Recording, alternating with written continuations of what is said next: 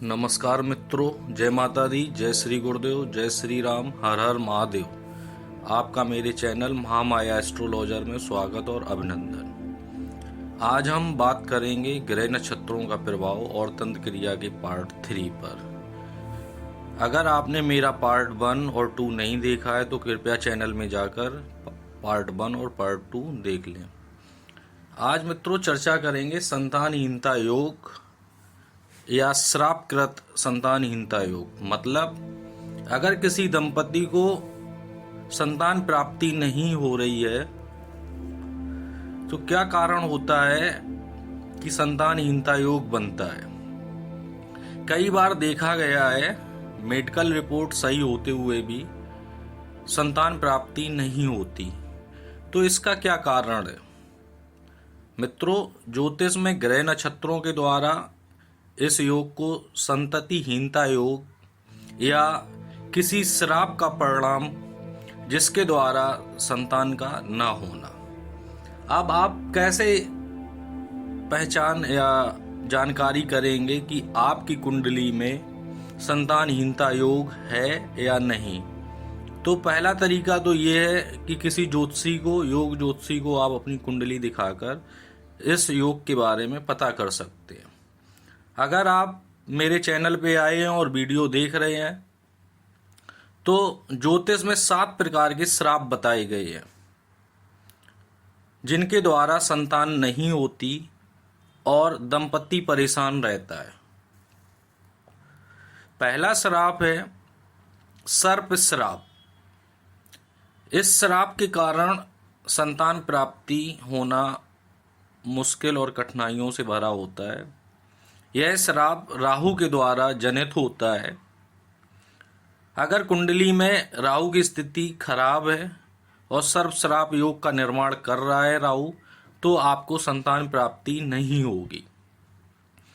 दूसरा श्राप है पितृ श्राप। यह श्राप सूर्य के कारण बनता है। अगर आपकी कुंडली में सूर्य की स्थिति खराब है तो पितृ श्राप योग बनेगा। तीसरा श्राप है मातृ श्राप, जो चंद्रमा ग्रह के द्वारा बनता है, जिससे दंपति को संतान प्राप्ति नहीं होती और कई बार गर्भ में संतान होते हुए मिसकैरेज या गर्भपात की स्थिति उत्पन्न होती है। चौथा श्राप है भ्रातृ श्राप, जो मंगल ग्रह के द्वारा जनित होता है। पांचवा श्राप है ब्रह्म श्राप, जो गुरु या बृहस्पति के द्वारा जनित होता है। अगर कुंडली में आपकी बृहस्पति खराब स्थिति में है तो ब्रह्म श्राप का निर्माण कर देगा। छठवां श्राप है पत्नी श्राप। अगर जन्मांक या कुंडली में शुक्र की स्थिति खराब है तो पत्नी श्राप योग बनता है। और सातवां और अंतिम श्राप जिसके बारे में मैं अभी बताने जा रहा हूँ उसका नाम है प्रेत श्राप, जो शनि की स्थिति के कारण बनता है, जिसके द्वारा दंपति को संतान प्राप्ति योग नहीं होती। क्या प्रभाव होता है तांत्रिक क्रियाओं या औपचारिक क्रियाओं का जिसके द्वारा संतानहीनता योग बनता है और कब बनता है। आप कैसे समझेंगे मित्रों कि आपकी कुंडली में ग्रह नक्षत्रों के द्वारा या तंत्र क्रियाओं के द्वारा अनुपत्त मतलब संतानहीनता योग आपकी कुंडली में बना है या बनेगा। इसके कुछ सूत्र हैं। पहला सूत्र, यदि किसी की कुंडली में लग्न में मेष, कर्क, तुला और मकर में से कोई राशि हो, अगर आपकी कुंडली में मेष, कर्क, तुला और मकर में से कोई राशि है और उस पर षष्टेश की दृष्टि है, तो औपचारिक या तांत्रिक क्रियाओं के द्वारा अनुपत्त संतानहीनता योग बनता है। पहला सूत्र है, बहुत ही सिंपल।